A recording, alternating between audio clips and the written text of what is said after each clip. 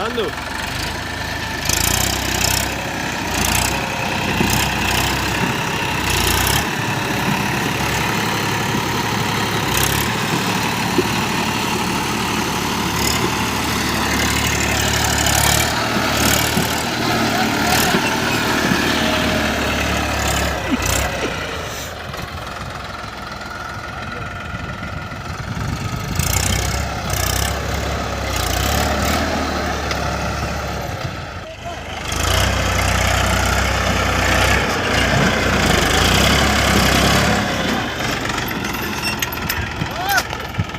motor आ जो वो car आओ